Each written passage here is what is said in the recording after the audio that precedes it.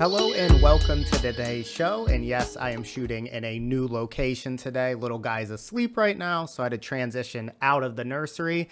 But nonetheless, we're going to produce the same great show. So welcome today, guys, where I will be unpacking various town halls across the United States. And guys, this is really, really important because town halls are one of the few places where regular everyday constituents, everyday voters can actually express their feelings and frustrations directly face to face with their representatives. But with that said, guys, still make sure you're making those calls. In the description below, I have a link to 5 calls, which allows you to contact your representatives pretty easily, along with a list of ways to contact your House and Senate representatives separately. But before I break down these town hall clips, let's jump into the quick hits of the week. But with that said, guys, this was a very busy week. So I actually have 7 stories that just missed the cut. So I'm going to go through them rapid fire before we get into the 5 main ones. So number 1, Trump aims to end union bargaining rights at the federal level. This is something, guys, I actually going to tap on my back, or pat myself on the back, I should say, but I did predict this happening because he said he would do it. He is anti-union, so expect union rights to really, really become constricted. And guys, people who are in unions get higher wages. So it's going to hurt the everyday worker. Number 2, food shortages spread throughout Gaza as the death toll surpasses 50,000. So the slaughtering and the genocide is continuing in Gaza. And now we have continuing food shortages to couple with that. Another story that just missed the cut, federal health agencies are cutting 20,000 jobs while we're in the middle of a bird flu epidemic and a measles outbreak. We are cutting federal health agencies. Doesn't make sense to me, but that's what we're doing. Next story that just missed the cut, Republicans continue their attack on journalism and journalists as PBS and NPR testify on Capitol Hill. Guys, this administration is trying to limit access and control the narrative as much as possible. So that is why they are attacking any broadcast organization, any journalistic organization that does not swear loyalty to Donald Trump. Next story that just missed the cut, and this was quite a video, guys. But Kristi Noem, Homeland Security Secretary, shot a propaganda video in front of shirtless prisoners.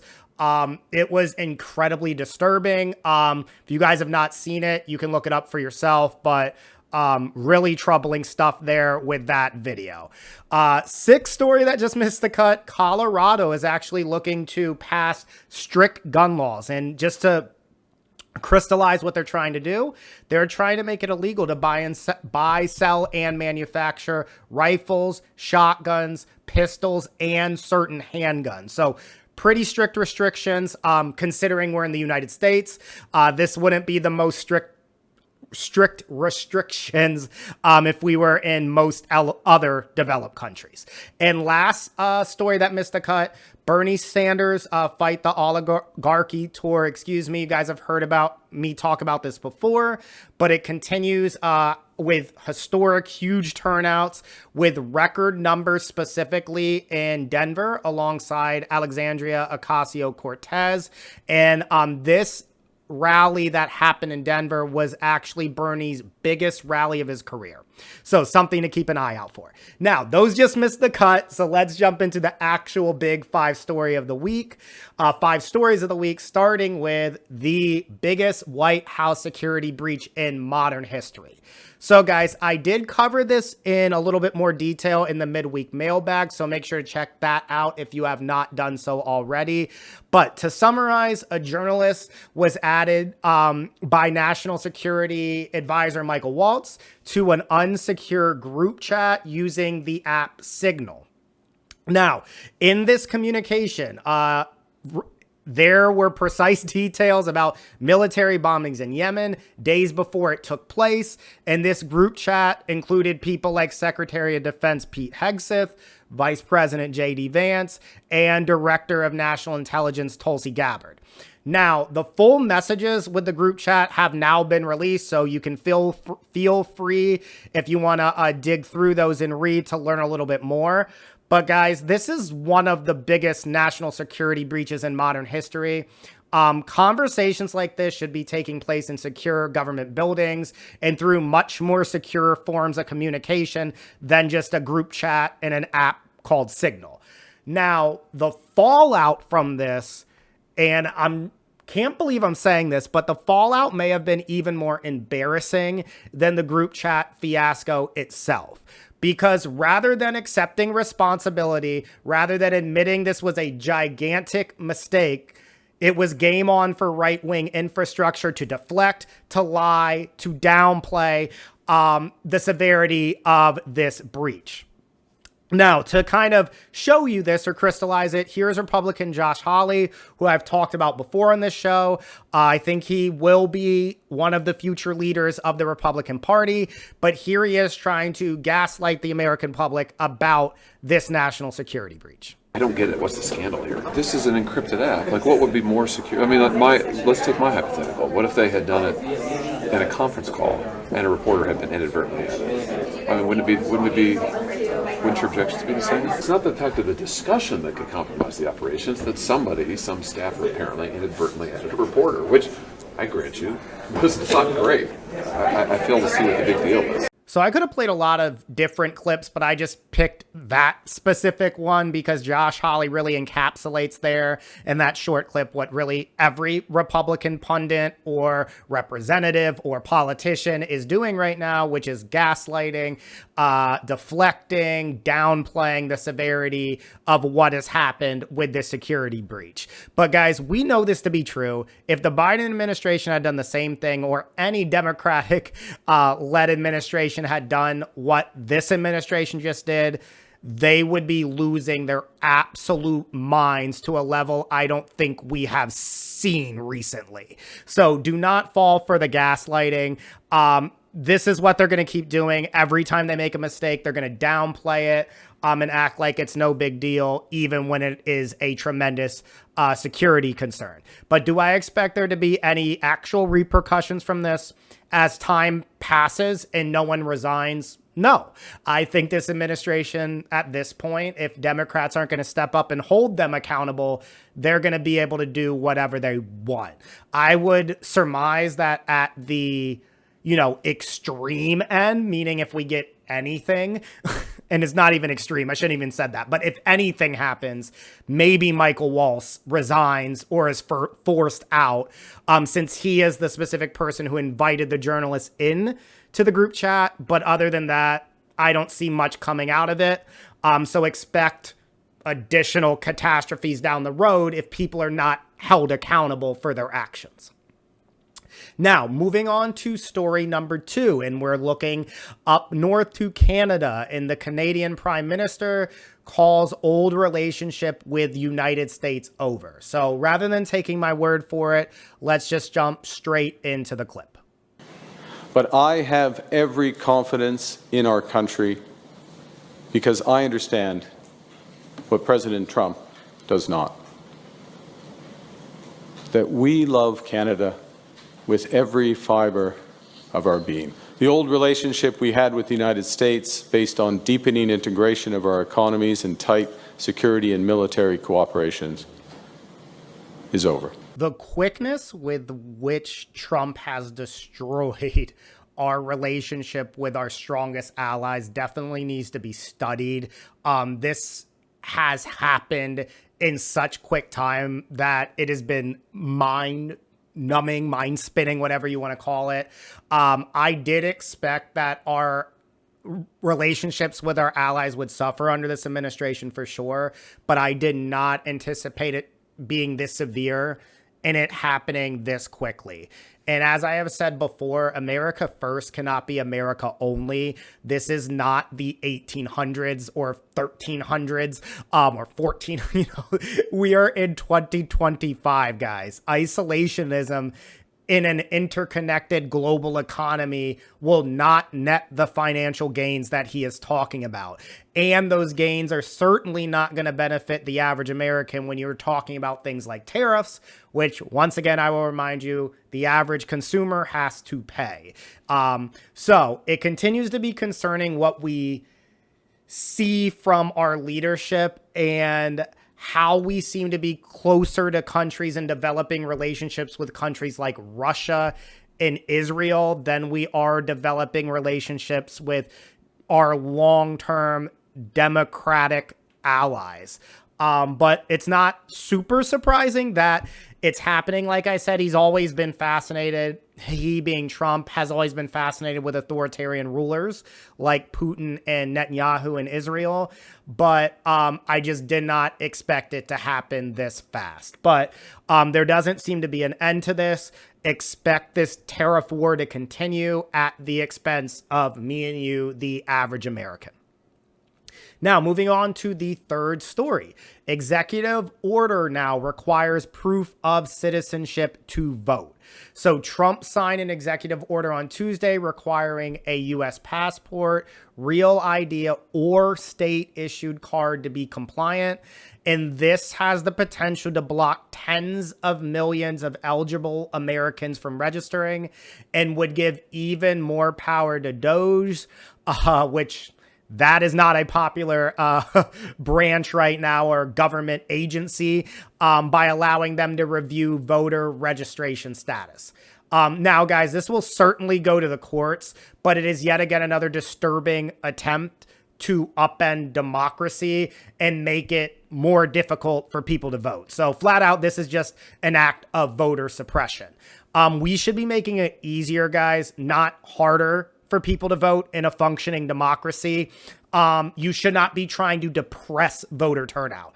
But why do this? Well, the Republican ideas, guys, if you put their policies side by side with Democratic policies and you don't put D or R next to them, their ideas are incredibly fundamentally unpopular. So they have to rig the system through things like gerrymandering and an allegiance to the Electoral College in order to win elections, okay? Also, voter fraud is not a widespread issue in the U.S. It's not even close to one, despite Republicans lying nonstop about it. To attach a percentage to it, the percentage of fraudulent votes in Arizona over the course of a 25-year study, and this was like one of the highest numbers they found out of any state.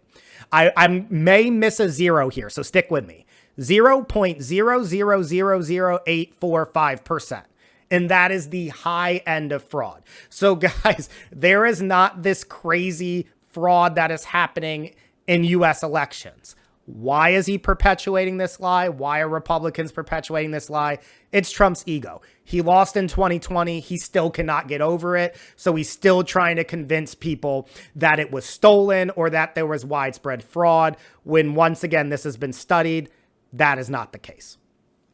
Moving on, story number 4 of our quick hits. Trump administration has halted $11 billion for mental health care. And this was COVID era funding that was being used for grants for addiction, mental health care, and other similar programs. And state and local officials are incredibly concerned with the abrupt cancellation of funding because it was not supposed to expire until September, so until the fall of this year. And this includes, guys, cutting off services to people in the middle of treatment. So this is just another instance of hypocrisy from the Republican Party, who often say mental health is the issue, for instance, with gun violence, not the access to guns. Yet they, at the same time, don't pass any legislation to address the prevalence of guns that we have in this country, which is out of control. And then, although they say mental health is the problem, they then cut funding for mental health. So they simply do not care about this issue, and definitely not with mental health and its connection to gun violence, although they mention that. Also, I didn't even mention yet, this funding, some of this funding is being used, like I said, to treat addiction. And the Republican Party is continually pointing to drug cartels and fentanyl overdoses as huge problems. Well, wouldn't you want to fund programs that directly address and combat those issues? I don't know, just more Republican hypocrisy at its finest. Now, fifth and final story for our quick hits of the week. This is actually a truly terrifying video, but a Tufts University student was taken away by a group of masked individuals, as you can see from the video playing now. Her name was Rumesa Ozturk, and she was taken by a group of masked officers in broad daylight before being flown 1,500 miles away. So this is another instance of defying a court order that said she should have not been moved outside of Massachusetts without a 2-day notice. Now, she ultimately ended up in an ICE processing center in Louisiana. Now, this is truly horrifying, and this is me not even understanding, or not obviously being a woman and not having the full, understanding of what it would mean to have a group of men approach me like that and basically disappear me without any due process, without any information. They just take my phone, take me away. Guys, this is mortifying. This should not be happening in the United States of America. The only thing the White House is kind of pointing to, Secretary of State Marco Rubio cited an op-ed that Ozturk wrote in 2024 as a reason for the detainment. Calling this reason flimsy would be an understatement. This falls, guys, under the similar umbrella of the detainment of the Palestinian graduate student, Mahmoud Khalil, earlier this month. And guys, they are just targeting dissent. They are targeting anyone who is disagreeing or trying to fight back with their voice against this administration. What we have taking place, guys, is authoritarian rule 101. This is fascism 101. And also just in general, guys, I want to be on the side or the team that is anti-genocide, not the countries and team that is pro-genocide.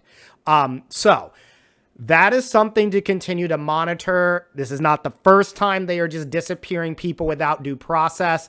And guys, it's also really important because if they can just disappear anyone and we are not speaking up, then they can just take anyone off the streets. And who's us to say like anything if we don't speak up now?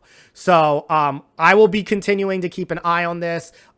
We are in the United States of America. People should not be getting taken off the street and flown around the country, flown to other countries without due process. But that wraps up the 5 stories of the week. Now we're going to jump into the main unpacking segment where I'm going to talk about town hall rage across the United States of America.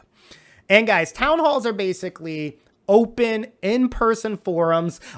During COVID, they may have been done virtually, but generally they are in-person forums where politicians or representatives, either at the local or national level, get a chance to speak with their constituents, not through the phone, not through letters, but actually face-to-face. So in this episode, I will be showing videos, guys, from both Democratic-leaning cities and towns and Republican-leaning cities and towns.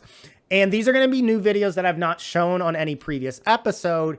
And what you will notice is just the sense of rage, regardless of if it is a Republican leading district or a Democratic leading district. People are upset. And guys, that tracks with the polling. So currently, Trump's approval rating is sitting around 45%. I saw as low as like 42. I saw as high as 47 or 48. And guys, you may be like, oh, that's not bad. That's around 50%. But historically, the highest approval ratings generally come at the beginning of your term. So for him already to be under 50% less than 100 days in, that has actually only been outdone by Trump himself with his low approval rating his first term. So the people are pissed to put it blatantly or plainly. In our first clip, we're going to look at a town hall led by Representative Michael Baumgartner from Washington, and he's a Republican, and this town hall is in Spokane, Washington. So although Washington as a whole as a state is pretty Democratic, Spokane actually leans pretty conservative. And I'm going to start with a clip here where one of his constituents poses a question about the current president of the United States of America. I've never been involved in politics before, but this is getting really scary. The things that frighten me is the way this insane president talks about Canada as a 51st state, taking Panama by force, and buying Greenland. How does this person qualify as sane? Why is he not being impeached right now?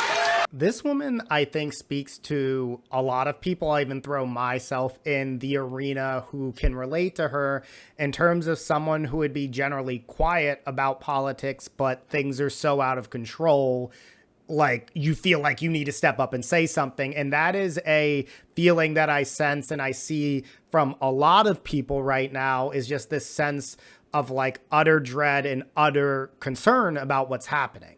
But let's get to the representative once again. This is Michael Baumgartner from Washington, and he's going to have his response now. I don't support us absorbing Canada. Canada, that would be like taking... Canada's been a good neighbor. Canada is much more liberal and left-wing than the United States. If we took Canada... taking Canada would be like taking another California. It would tilt things towards the Democrats. If we took Canada, the Republicans would never have control again, so we don't want that to happen. If we could get Greenland peacefully, I'm all for it, and we should have never given up Panama. Notice, guys, the fact that he doesn't care that Canada and these other countries may be sovereign countries. He just doesn't want to invade Canada because they wouldn't vote for him and his party. That is insane, but that once again speaks to how he thinks and how many Republicans think. His lack of care or legit concern for his constituents' concern, so that woman's concern, is also troublesome. You can see in his dismissive tone in the way he answered it, he didn't seem to fundamentally care about the concern that his constituent was expressing. She was frightened in that moment, and she admitted that she doesn't usually get involved, and to be met by that when you don't usually step up is once again deeply, deeply concerning with just the blasé nature of it. Now, in this last clip I'm going to play, we have a pretty remarkable moment here where there's actually a standing ovation for the Canadian flag in the middle of the town hall.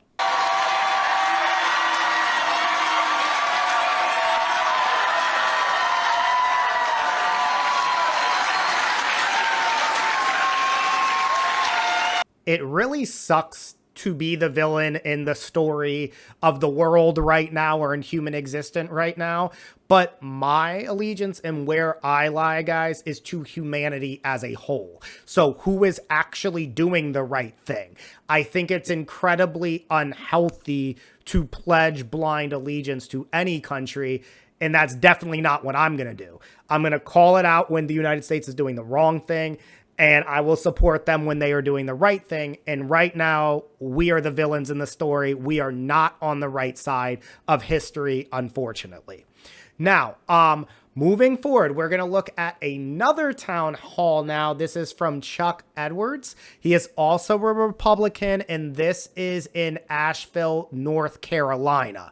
Now, although he is a Republican, this area actually leans Democratic, and I'm going to have two clips to show you here.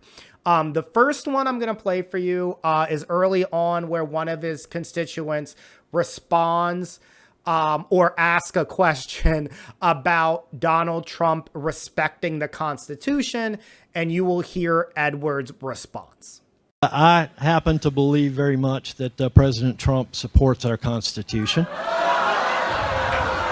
Now, I'm going to give Edwards a slight modicum of credit here because he's definitely not, at least I don't sense he's as demeaning to his voters in the same way the previous representative was, but it is still laughably ridiculous to insist that Trump cares about the Constitution. So he's either lying there or is just blissfully ignorant in this moment, which is not what you want from a representative. You don't want a representative who is ignorant about what is going on.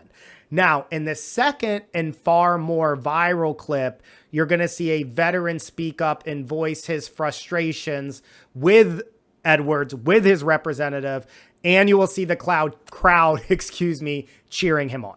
You're lying. I'm a veteran. You don't give a about me.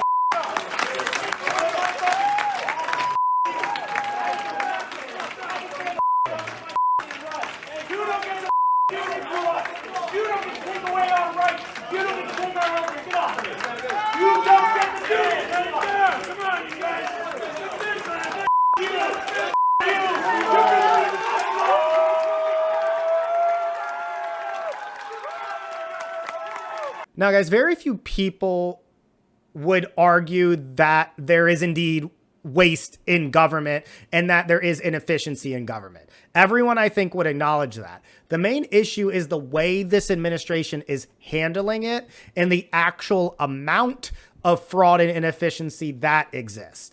They're not using inspectors generals or auditors. In fact, they actually fired inspectors generals who act as watchdogs over government entities. So they could have used those to actually identify fraud and waste, but they didn't do that. Like I said, they fired those people who they would use.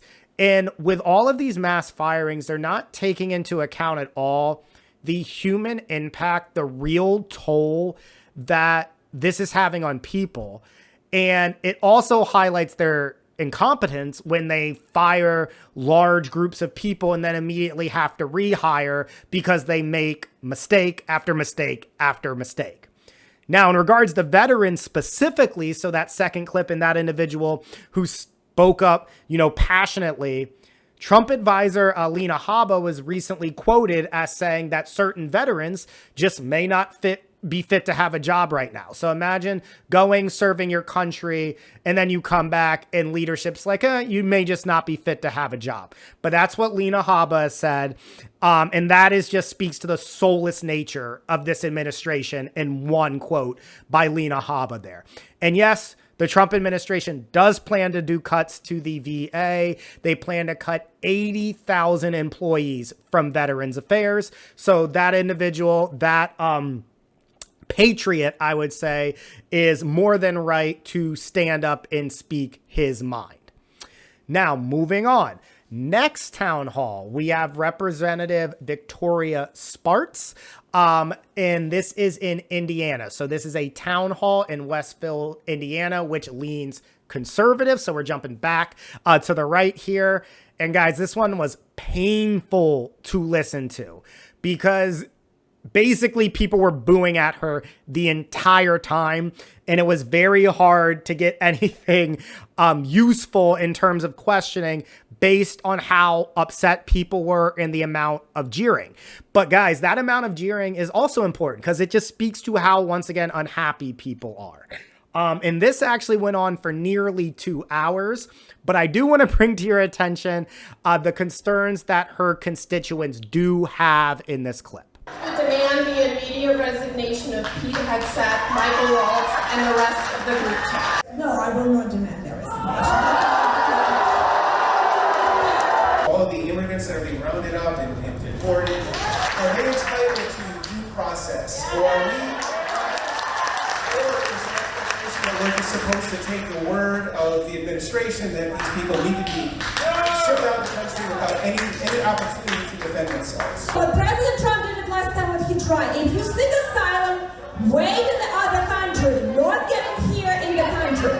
So there is no due process if you come here illegally because you violated the law. Things, and the government. When are you going to live up to your oath, defend the Constitution, and reclaim the powers that the voters of this district have reserved for you? In other words, when are you going to start doing your job?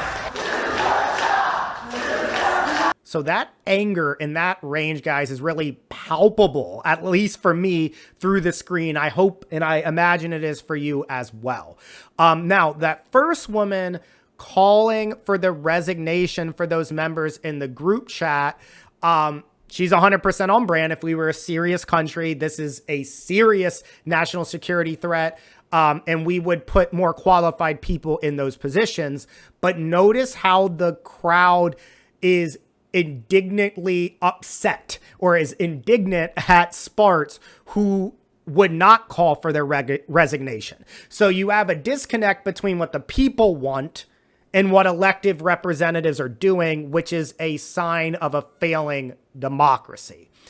And then I want to transition also to the gentleman at the end who is asking basically, when are you going to do your job? And the reality is, guys, she isn't in the position she's in to represent the people in that video, to represent the constituents, to represent the people who voted her into her office. Her job now as an elected Republican is to be a Trump loyalist. She knows that if she defies Trump, that she's gone. That's been the history of the recent Republican Party. You step up and you try to challenge Trump, you are ostracized from the party and removed from power pretty quick. Just ask Liz Cheney how that went for her. So at this point, a Republican representative means blind loyalty to Trump. It doesn't mean actually representing your constituents. Now, I do want to loop back to the second constituent there, the second person who asked a question about deportation and the way the administration is just disappearing people, which I mentioned in my quick hits. Guys, what's really important to understand is no, it's not just the criminals. It is just anyone who they may find that also has dissent or disagreement with what they are doing. And that is morally reprehensible. And guys, to break it to you in case you didn't know this, it was never just about the criminals. It was just about getting rid of people, brown and black people mainly, and driving up the number of people that they are deporting so they can point to the number and brag about it. But it is morally reprehensible what is happening there. And once again, this guy, ladies and gentlemen, this is fascism. I don't know how else to put it, but when you put down verbal dissent and not just put it down and say it's bad, but you disappear people, take them and fly them across the country, this is fascism in full blown. And that's what we have with what is happening with these deportations. Now, I'm not going to break down this next one in full depth, but I just want to play one clip for this. This is Harriet Hageman. This is a representative from Wyoming, deeply, deeply red area. But this is from Laramie, Wyoming, which is now actually starting to lean a little bit liberal in a very, very conservative state. But brace yourself for this video. This one made my pupils dilate and surprised me when I heard it. It's so bizarre to me how obsessed you are with federal government. But here's the thing. This woman, guys, reminds me, and I think you're going to see it when I say it, of Professor Umbridge from Harry Potter, just cackling up there as, you know, this administration takes away rights, fires people, and then she in turn demeans people for caring about what we are seeing and what the federal government is enacting. Because yes, we care about our lives and the lives of our fellow Americans. So no, it's not bizarre to care about the federal government. My question for her would be, if you think it's bizarre to care about federal government, why in the world did you even run for office in the first place, right? If you think it's not a big deal and people shouldn't care and people are just obsessed with it, then get out of the way and let someone who actually cares and understands the seriousness of the office take the role. But what's bizarre to me is your lack of caring for what is going on. But guys, this video, and I just wanted to, play it real quick because it's incredibly important. because it shows what she thinks about her constituents, right? And it shows what a lot of politicians really think of us, which is this Hunger Games style mentality where it's this hierarchy and our elected representatives are actually placed above us. And we should just be looked at to be lucky to live in the country, and we shouldn't really question their leadership. That's what I really took out of that representative's tone. Now, I am going to finish here with a town hall by Representative Ayanna Pressley. She's a progressive Democrat from Massachusetts. And this town hall is taking place at Roxbury Community College in Boston, which does lean Democratic. But before I play this, I do want to warn you guys, this is a little triggering because the constituent here is very emotional in this video. And I know when I listened to it the first time, it pulled very strongly at my emotions. So I just want to preface that before I play it. But here is the clip from that town hall. I have a daughter who works for USA, and she's stuck over in another country and can't go home. I got 7 more years before I retire. They get ready to take the money that I worked hard for since I was 16 years old, and now I'm 57, and I won't have nothing. And I'm struggling. I am struggling, and they don't get it. I don't understand. Democrats, we gotta get down and dirty. If you have empathy in your heart, I do not know how you listen to that person and just be okay with what the administration is doing right now and how they are destroying people's lives. The excuse, guys, cannot be, well, it just needs to be done. We are humans. We are not animals. We can think and use our brains in a way to handle and, you know, address government fraud or government inefficiency in a way that doesn't destroy people. Like, this is fundamentally destroying people's lives. And too many of us have lost our empathetic gauge and we're just okay with it. And it's not right. It's fundamentally not right. And it doesn't have to be this way.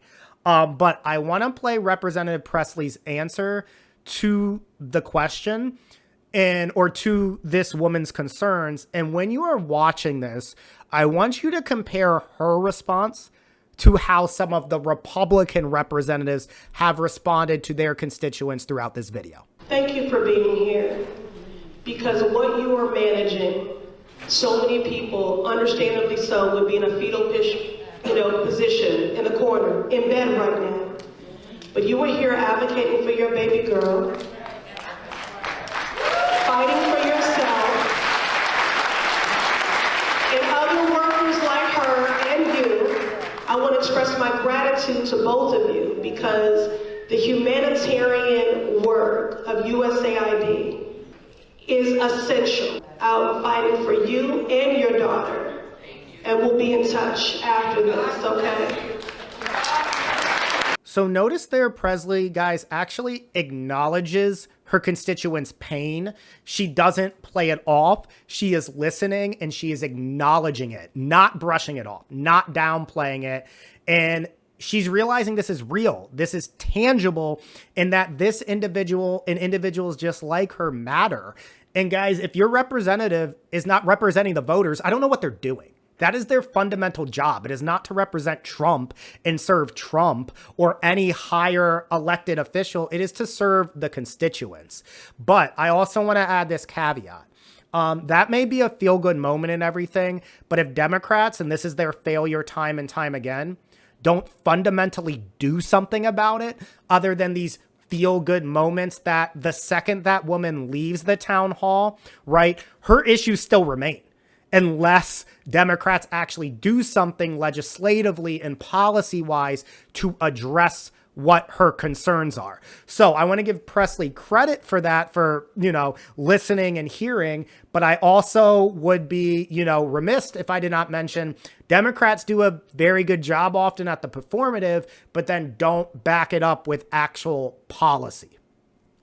Now, I want to finish this episode with an overall takeaway from just what I've seen from these town halls that I mentioned and other town halls I'm seeing in social media or that I've covered in previous episodes. And it's just, guys, people are enraged. People are upset. People are pissed. Whatever word you want to use, people are unhappy with what they are seeing from this administration. And if you guys have been watching these town halls, it's not and what the administration has been doing, it's not complicated to tell why. The moves that are being made not only laugh in the face of the Constitution, they are also making people's lives fundamentally worse.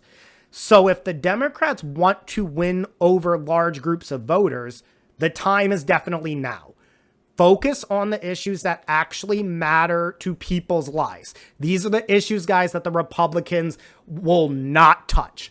Minimum wage, childcare costs, health care, preserving actual Social Security, Medicaid, things like that. Things that fundamentally make people's lives better that they will feel. If you move forward with addressing those issues, which, yes, those are moving further to the left issues where your most popular politicians are, you are going to create a wave of excitement and you are going to have voter turnout in a way we have not seen in recent history, because you are going to actually excite voters. And you guys can just look at the Fight the Oligarchy tour numbers to buttress this point, to prove this point, which I covered in last week's midweek mailbag. Now, the left, guys, also, focuses on solutions. So they don't just point out problems. They are solution oriented with these issues that matter most. But this is where, two paths are diverging and they need to pick one.